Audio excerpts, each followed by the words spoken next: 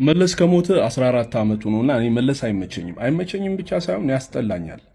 እና የ14ኛ የሞት ዓመቱ ምክንያት በማድረግ ለምን እንደሚያስጠላኝ በትንሹ ልንገራችሁ።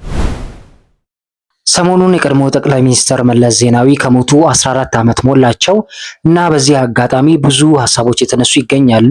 ነገር ግን ብዙ ሰውን ያስቆጣው ያነጋገረ ሀሳብ ያሰጠበት አንድ ልጅ አለ። የህወሓት ታጋይ ነበር። በፊት ከህወሓት ጋር ሆኖ የብልጽግናን ሲዋጋ ነበር። ግን ከቅርብ ጊዜ ወዲህ ሀሳቡን ቀይሮ ለብልጽግናና ለተለያዩ ህወሓቶችን እየተቃወመ ሲገኝ የቆየ ነው።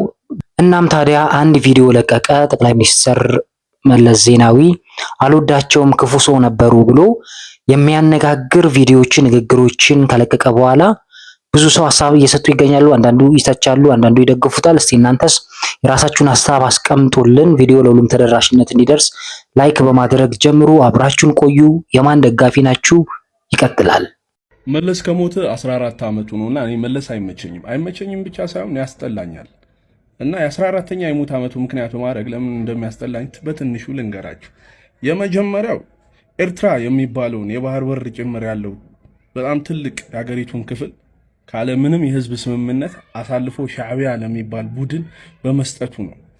ተውት፣ የባህር በር በማጣታችን ስለምናጣው የኢኮኖሚ ተጠቃሚነት ኤርትራውያን ሳይፈልጉ በአንድ ጨቋኝ ስርዓት ስር እንዲወድቁ በማድረጉ ተውት። እንግዲህ ወንድማችን እያለ የሚገኘው የባህር በርን አሳልፎ ለሻዕቢያ ሰጥቷል፣ ለኤርትራ ሰርቷል፣ ኤርትራ እንድትገነጠል አድርጓል እና ሀገራችንን ወደብ አልባ በማድረጉ በጣም ነው የምጠላው ይላል። ይቀጥላል።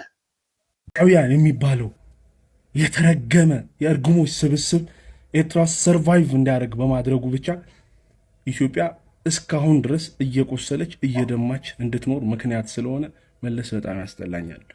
ሁለተኛ ይሄ የብሔር ፖለቲካ የሆነ ኢማጂነሪ ላይን ስለው ከዚህ ወዲያ ትግራይ ነው፣ ከዚህ ወዲያ አፋር ነው፣ ከዚህ ወዲያ አማራ ነው እያሉ ናሽናሊስቲክ የሆነውን አመለካከታችን እንድናጣውና ኢትዮጵያዊ ነኝ ከማለት ይልቅ ትግራዊ ነኝ፣ አፋር ነኝ፣ አማራ ነኝ ምናምን እያል አሁን ላለፈውም ለነበረው የእርስ በርስ እልቂት እንድንዳረግ ምክንያት ስለሆነ መለስ እጅግ በጣም ያስጠላል። እንግዲህ ከብሔር ጋር በተያያዘ ብሔርን የፈጠረው እሱ ነው። ድንበር ለክቶ አማራ፣ ትግሬ፣ ኦሮሞ በማለት ከፋፍሎን በማቆየቱ አሁን ላንልበት መጣላት፣ ግጭት፣ እርስ በርስ ዘረኝነት መንስኤው ጠንሳሹ መለስ ዜናዊ ነው ብሎ በድፍረት ይናገራል።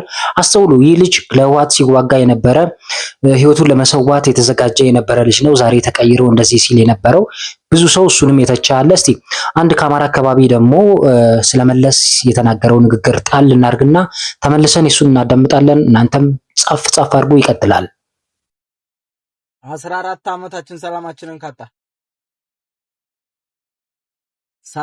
ካጣን ልክ 14 ዓመታችን ይሄን ጎበዝ ካጣነው 14 ዓመት ሆነ። ክብር ይስጥልን። ወንድማችን እያለ የሚገኘው እንግዲህ 14 ዓመት ሰላማችንን ካጣን በሱ ጊዜ ነበር ሁሉ ነገር የቀረው፣ አሁን እንዳልነበር ሆነናል፣ መለስ ጀግና መሪ ነው ብሎ ነበር በተቃራኒ ሀሳብ የሰጠው። የቀድሙን ልጅ የመጨረሻ ሀሳቡን እንስማና እሱን ልጅ አፋጦ የሱን ትክክል አይደለም ብሎ አንድ የሚከራከር ጋዜጠኛ አለ። እሱን ደግሞ እንሰማለን። ሶስተኛው በጣም መለስ የሚያስጠላኝ ነገር ለትግራይ ይመድባቸው የነበሩ አመራሮች፣ ፕሬዝዳንቶች በጣም ትልቅ የአቅም ውስንነት ያለባቸው ልወደድ ባይ ኢማጂን ባለፈው ከደብረ ጽዮን በፊት የነበሩት የትግራይ አስተዳደሮች በጀት ለፌዴራል መንግስት ይመልሱ ነበር። የክልል በጀት እንዲወደዱ እንዲሞገሱ፣ ህዝቡ በሴፍቲኔት እየኖረ በረሃብ እያለቀ ምንም አይነት መሰረተ ልማት ከሌሎች ክልሎች ሁሉ ያነሰ መሰረተ ልማት ኑሮት በጀት ይመልሱ ነበርና ትግራይ ህዝብ ለመከራ ለተራዘመ ስቃይ ምናምን እንዲዳረግ ምክንያት ስለሆነ መለስ ለራሱ ለወጣበት የትግራይ ህዝብ ጥቅም አልሰጠም።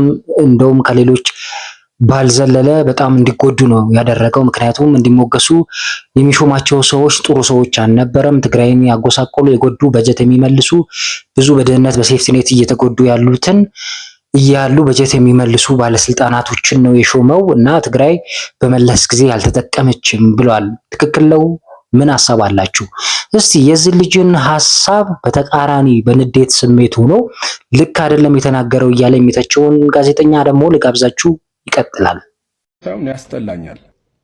ሰውም እንስሳም አንድ ላይ ተደበላልቀን እየኖርን እኮ ነው። መከራችን እያያሉ ሰው የሚመስል እንስሳ ነው። ይሄ ልጅ እያለ ያለው መውቀስ የፈለገ ወይም ይሄንን ለማድነቅ ወይም አሁን ያለውን መንግስት ለማድነቅ ብሎ የዛሬ 14 ዓመት በህይወት የሌለን ሰው በመውቀስ አሁን ያሉትን ማስደሰት ይፈልጋል። እንደዚህ አይነት አሽቃባጮች፣ እንደዚህ የሆነ ነገርን ለማግኘት የምትፈልጉ ሰዎች የምትሄዱበት መንገድ የመንግስት ላይ የባሰ ጠላት ነው የምታፈሩት።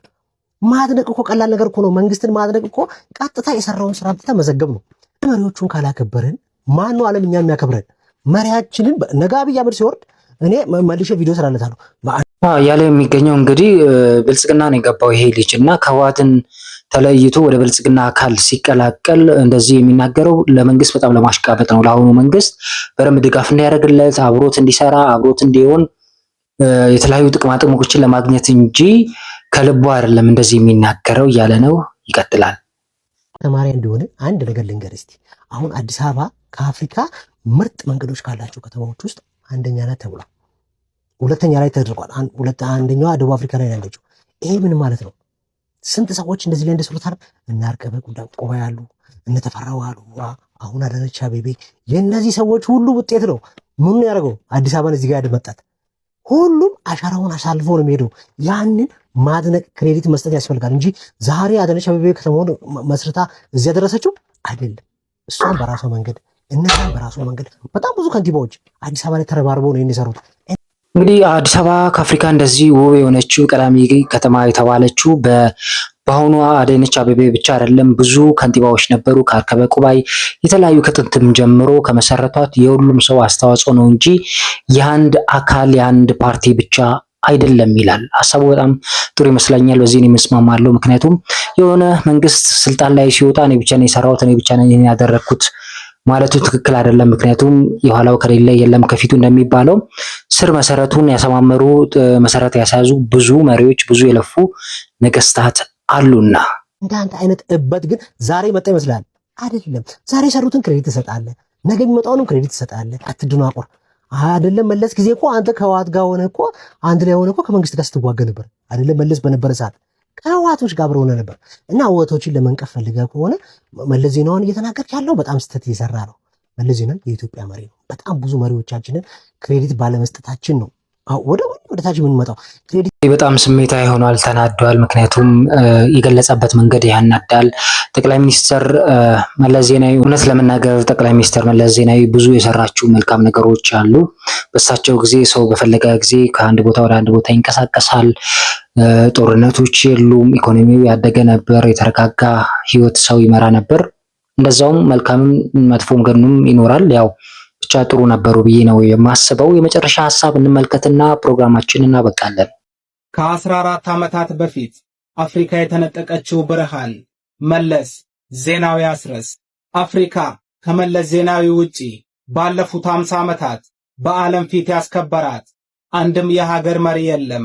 መለስ ዜናዊ ኢትዮጵያን ከድህነትና ከረሃብተኝነት አንስቶ በዓለም ፊት ቀና ብላ እንድትጓዝ ያደረጋት ዋነኛ ሰው ነው።